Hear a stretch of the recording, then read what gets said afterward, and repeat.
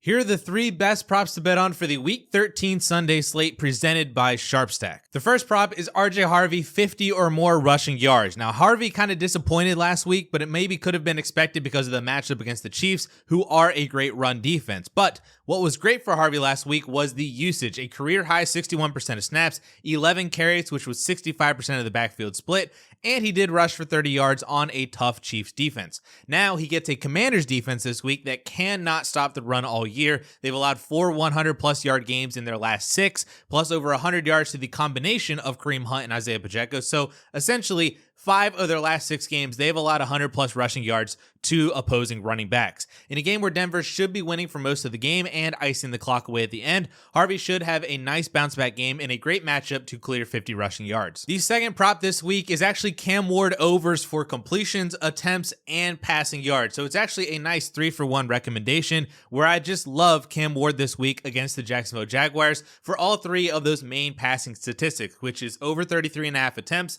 over 20.5 completions, which is actually plus money when I'm recording this, and we'll just call it 200 plus passing yards. Ward himself has hit the completions and pass attempt overs in 6 of his last 7, and the yardage over in 5 out of 7, having gotten to 194 yards against the Houston Texans while completing 24 passes. So he's already been producing over these numbers for weeks now. Then you look at the matchup against the Jaguars, who have allowed 8 out of 11 quarterbacks this year to eclipse 200 yards, including 6 of their last 8 to eclipse 280 passing yards. They have on average allowed 38 pass attempts and 24 completions per game, with again 4 of their last 7 throwing for up to and over 40 pass attempts and completing up to and over 30 passes per game, especially when Jacksonville is actually winning the game and the other team needs to play catch up, which I expect Cam Ward and the Titans to have to do. It might sound foolish to kind of bet on 3 Cam Ward overs, but he has looked good recently and the matchup is also just way too good to pass up. Now, before I say the last prop, I wanted to tell y'all that I'm getting these plays from the new SharpStack tool on 4for4.com, which shows you the best props to bet on with their EV tool across the NFL, college football, MLB, NBA, and more.